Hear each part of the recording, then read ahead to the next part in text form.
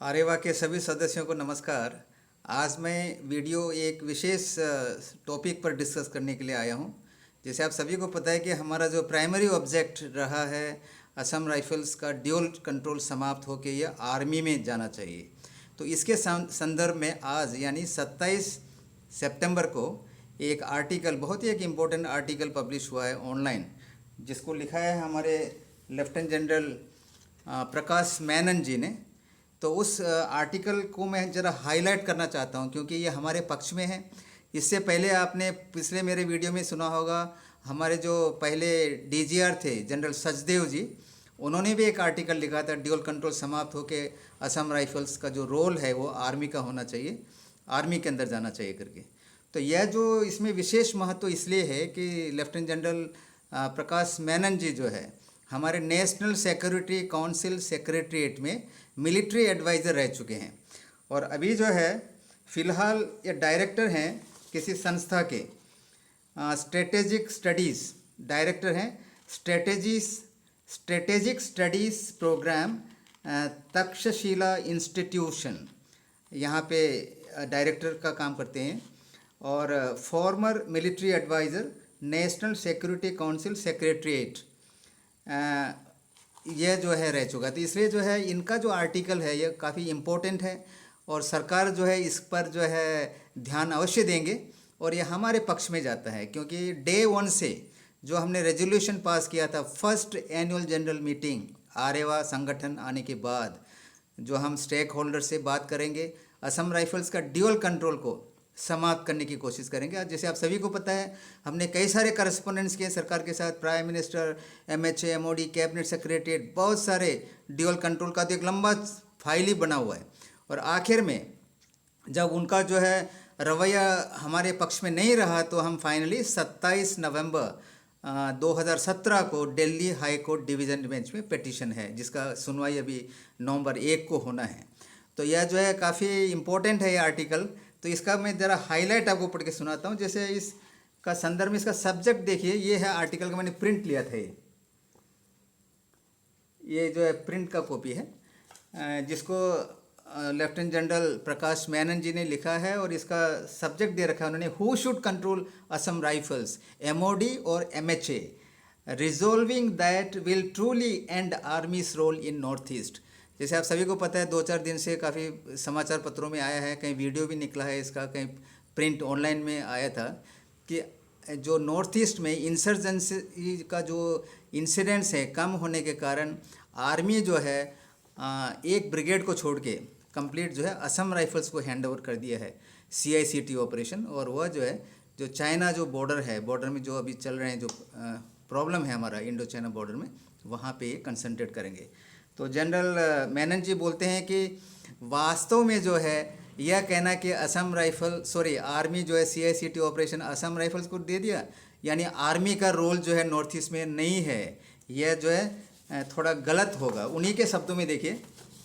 मैं पढ़ के सुनाता हूँ। The reduced role notwithstanding, it would be erroneous to assume that the army under the Ministry of Defense, that is MOD, is no longer responsible for counter-insurgency in the Northeast, and the Director General Assam Rifles with 46 battalions has taken over the entire responsibility। यह इसलिए है क्योंकि आप सभी को पता है Assam rifles में 1884 से जो है आर्मी ऑफिसर्स का डेपुटेशन है। यह जो operationally it comes under ministry of defence, eastern command के अंदर में काम करता है। DGR को रेस्पॉन्सिबिलिटी देने का अर्थ यह नहीं है, क्योंकि एडमिनिस्ट्रेशन जो है MHA के पास है, ऑपरेशनली जो है रिपोर्ट किसको करेगा, ये MOD को, आर्मी ईस्टर्न कमांड। इसलिए यह कहना कि असम ये जो आर्मी जो है CI ऑपरेशन से अपना हाथ को जो है बैक कर लिया है, एक बहुत ही मामूली प्रीसेंस है वहाँ पे, ये गलत है। जनरल मैनन के व्यू से ये बताते हैं कि the operational responsibility remains with the army and Assam Rifles battalions, जैसा brigades and headquarters of the inspector general Assam Rifles north and south function under the operational control of army. इसी वजह से यह जो गलत है कहना। तो ये भी सजेशन देता है to utilize considerable resource of the Assam Rifles to supplement the Army's primary role against the threat from China, क्योंकि अभी क्या है कि चाइना जो है हमारा मेन जो है प्रॉब्लम है, वहाँ पे आर्मी रिस्पॉन्सिबल है, लेकिन असम राइफल्स का जो प्रेजेंट रिसोर्स है, material as well as manual, जो आदमी है जो बिल्कुल ट्रेंड है, आर्मी का जो भी ट्रेनिंग है उनको मिला हुआ है, CICT ऑपरेशन में अव्वल आता है, उनका परफॉर्मेंस बहुत ही अच्छा रहा है, ये नेशनल वार मेमोरियल बताता है। प्री एंड पोस्ट ऑपरेट जितने भी ऑपरेशन में असम राइफल्स ने शामिल किया हुआ है, JNK में इन्होंने फंक्शन कर रखा है, श्रीलंका में कहीं भी जाते हैं तो बिल्कुल इनका जो रिजल्ट का कैसा रहता है, बिल्कुल ऊपर। वार मेमोरियल उसका उदाहरण है। ये सब के चलते जो है to resolve their differences that in many ways have regrettably been played out as a turf battle, क्योंकि MHA MOD के बीच में जो है चल रहा है इनका ड्यूअल कंट्रोल का रोल जो है, जनरल मेनन सर ने ये भी बता रखा है कि who should control the Assam rifles. Assam rifle किसने कंट्रोल करना है, वो बिल्कुल साफ लिखा हुआ है, आर्मी, इंडियन आर्मी, क्योंकि उनका जो कंपेटेंसी है असम राइफल का, जो इतने साल जो है आर्मी के साथ जो रहा है, तो वह जो है आर्मी के साथ ही रहना चाहिए, MOD के अंदर रहना चाहिए, क्योंकि इनका जो परफॉर्मेंस है वह बिल्कुल कैसा है, आर्मी की तरह है। तो who should control the Assam Rifles का आंसर उसने लास्ट में ये लिखा है, too long overdue the Chinese threat must now act as a driver that forces a decision to resolve the dual control problem over the Assam Rifles. इतने साल हो गए, देखिए MHA MOD के बीच में इन लोग जो है आपस में जो है तर्फ वार बोलते हैं, लेकिन अभी जो चाइना का जो थ्रेट हमारे सामने है, इसको जो है एक चांस लेके जल्दी से जल्दी ड्यूअल कंट्रोल का रेजोल्यूशन बहुत ज़रूरी है, यह सरकार को इस आर्टिकल के द्वारा जो है सजेस्ट करता है। और यह भी कहता है कि देखिए कि इसमें जो है जब MHA MOD का संबंध आ जाता है, देखिए MHA जो है असम राइफल्स का जो जहाँ तक बजट का संबंध है, वह जो है CAPF को काफ़ी प्रेफरेंस देता है, ना कि असम राइफल्स को। पिछले 5 साल में हमने भी जो कोर्ट को दे रखा था रिट पिटीशन में, उसमें मेंशन किया हुआ है 5 साल का जो है बजट एलोकेशन देने से ये बताते हैं जनरल साहब कि जो CAPF में जो है 31 से लेके 48% का इंक्रीज हुआ है, जबकि असम राइफल्स का जो बजट में पिछले 5 साल में केवल 21% का वृद्धि हुआ है, क्योंकि जो MHA में जो ऑफिसर रहते हैं वहाँ पे, वह जो है असम राइफल्स का जो ऑपरेशनल जो रिक्वायरमेंट है उस पर जो है उनका ध्यान कम जाता है, जिसके कारण बजट जो है इनका काफ़ी कम मिलता है। और फाइनली जो है इन्होंने आर्टिकल को ये बता रखा है कि national Security council must step in. ये जहाँ तक MHA MOD को अगर ये ड्यूअल कंट्रोल को रिजोल्व करने के लिए छोड़ दिया जाए तो हमेशा कभी भी रेजोल्यूशन आएगा नहीं, क्योंकि उनका मिनिस्टेरियल प्रीफरेंस होता है, खींचातानी होता ही रहेगा। तो इसके लिए जैसे मैंने भी एक वीडियो में आप लोगों को सभी को बताया था, नेशनल सिक्योरिटी काउंसिल सेक्रेटरीट को जो है AOB रूल अमेंड करके इनको एक डिपार्टमेंट का दर्जा दिया हुआ है, ताकि उसके बाद जो है जो भी प्रपोजल, अभी CCS में देखिए कैबिनेट कमिटी ऑन सिक्योरिटी में जो भी प्रपोजल आता है, कहाँ से आता है, मिनिस्ट्री से आता था पहले। अभी जो आपका नेशनल सिक्योरिटी काउंसिल सेक्रेटरीट को डिपार्टमेंट होने के बाद वह जो है तय कर सकता है, क्योंकि ये नेशनल सिक्योरिटी इशू है असम राइफल्स का ड्यूअल कंट्रोल। इसलिए जनरल मेनन कहते हैं कि यह जो इशू है MHA MOD से हटकर यह कौन लेना चाहिए, national Security council must step in. यह जो इशू है उन्होंने डिस्कस करना है, उन्होंने प्रपोजल तैयार करना है, और जो भी पॉलिटिकल हेड है वो कन्विंस करना है कि असम राइफल्स का ड्यूअल कंट्रोल समाप्त करके इसको MOD में जाना चाहिए, आर्मी में जाना चाहिए, क्योंकि उसका जो रिसोर्स है असम राइफल का मैनुअल मटेरियल जो भी है, यह जो है देश के हित में जो अभी चाइना जो बॉर्डर है वहाँ पे आना चाहिए। और जनरल मेनन ये भी सजेस्ट करते हैं कि जो जो बॉर्डर एरिया देखिए, अभी क्या MHA बोलता है कि नेशनल बॉर्डर जो है उनके अंडर में है, जैसे इंडो म्यांमार बॉर्डर हो गया, जो भी BSF CR जो भी लगा है, ITBP SSB वगैरह, MHA जो करता है डील। लेकिन जनरल मेनन सजेस्ट करता है सरकार को कि वो जो है MOD के अंदर में आना चाहिए, क्योंकि जो इवन इंडो म्यांमार बॉर्डर जो है वह भी असम राइफल